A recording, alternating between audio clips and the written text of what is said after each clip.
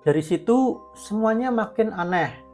Gue mulai bisa nyium bau melati dan kadang lihat sosok hantu, yaitu setan pocong. Pertama kali gue lihat setan pocong tuh di jendela sekolah. Ada cahaya ya fokus ke dia kayak spotling di panggung gitulah. Terus gue diem, gak gerak, takut tapi juga bingung. Kenapa cuma gue yang bisa lihat setan pocong itu?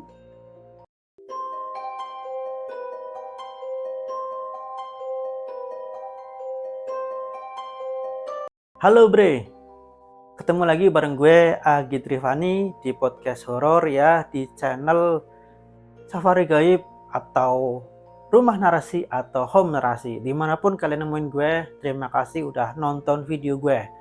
Dan kali ini gue mau kasih sebuah cerita horor ya, pengalaman horor yang menjadi titik balik kehidupan seorang yang bernama Maman.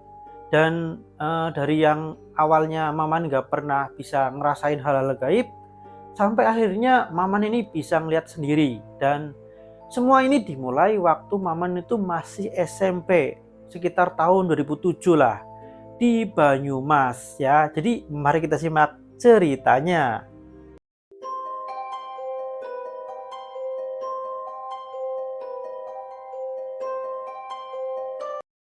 Jadi sekolah gue dulu itu ya bangunannya adalah bangunan bekas rumah sakit Belanda.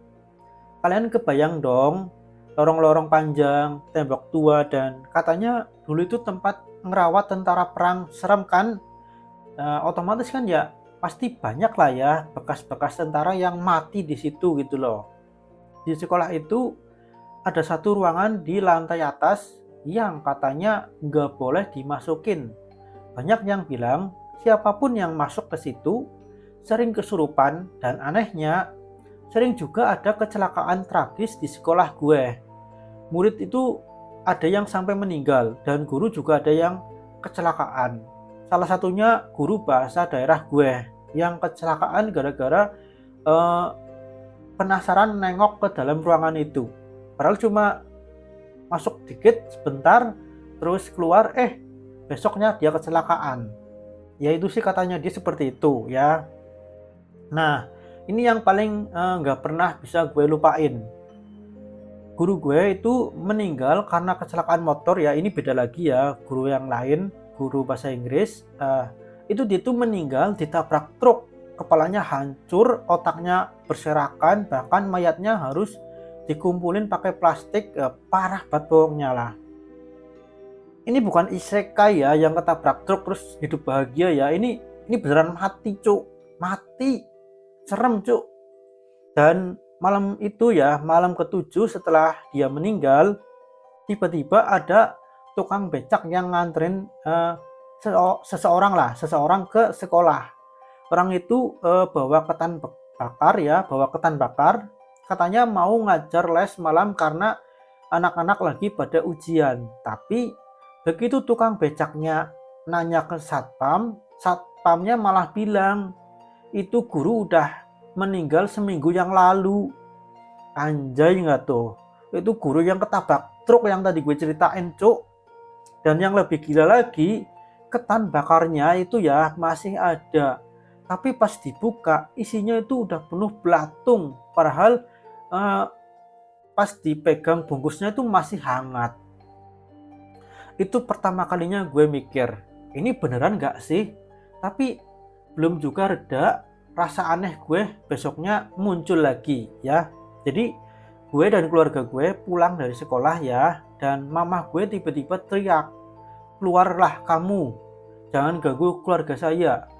Terus gue mikir, gue nyamperin, dan ternyata mama gue ngeliat guru itu ikut naik mobil bareng kita, duduk di samping gue. Anjay nggak tuh? Ternyata ibu gue bisa lihat, cuk.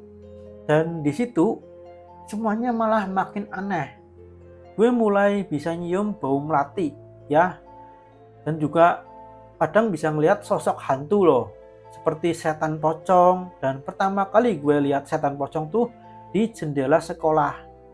Kayak ada cahaya fokus ke dia, kayak spotlight lah. di panggung gitu ya. Gue diem gak gerak, tapi gue takut, tapi juga bingung kenapa gue yang bisa lihat, kenapa cuma gue yang bisa lihat, kenapa teman-teman gue yang lain nggak bisa lihat, sampai gue dikira bohong. Beberapa tahun kemudian pas gue udah kuliah, gue ngekos di Bandung, dan ternyata di kamar kos gue pernah ada cewek yang katanya aborsi lah, dan kubur janinnya di kamar yang gue tempatin. Dan sejak itu kamar gue kayak jadi sarang gangguan lah, banyak setan di situ lah, walaupun sih bukan di kamarnya persis ya, tapi lebih tepatnya di belakang kamarnya persis gitu loh. Dan mulai dari lemparan benda, suara-suara aneh, suara tangisan bayi, sampai setan pocong, hantu kuntilanak mulai muncul kayak udah biasa. Kayak gue emang kayak salah tempat gitu loh. Gue kayak nyesel aja gue ngekos di situ gitu loh, karena ternyata itu tempat yang angker, dan tepat di kamar gue malah itu maksudnya itu sumber angkernya itu loh. Jadi gue yang paling sering ditakutin daripada penghuni kos-kos yang lain, kan jancuk ya. Tapi yang paling gue inget waktu itu ya, ada seekor kucing putih masuk ke kamar, tapi pas gue perhatiin baik-baik, dia kayak kucing biasa, matanya kayak ngerti, dan dia bisa naik ke atas jemuran terus hilang gitu aja ya. Kata kakak gue ya, itu bukan kucing biasa, itu jelmaan alias siluman kucing. Akhirnya dari semua kejadian itu gue mulai sadar, mungkin gue sekarang udah sensitif, udah bisa ngerasain hal-hal yang gak semua orang itu bisa lihat gitu loh. Kayak misal di kosan itu ya, gue tuh gangguannya tuh bener-bener paling serem. Gue ngeliat, gue denger, gue juga sering tatapan, sering lihat hantu seliweran. Tapi kalau yang lain kan gak sensitif, jadi dia tuh kayak, mereka tuh diganggunya kayak pulpen jatuh sendirilah, atau kursi jatuh sendirilah, atau lemari kebuka sendirilah. Jadi masih mending gitu loh, karena mereka nggak bisa lihat. Tapi gue, karena gue bisa lihat, gue lihat pocong, lihat kuntilanak, lihat bayi nangis. Anjay nggak tuh? Kayak ternyata jadi sensitif atau indigo tuh nggak asik juga ya, enakan orang normal gitu loh. Dan sekarang kalau lagi di kosan dan harus pergi, kadang gue cuma bilang, Mbak Kunti jagain kos saya ya.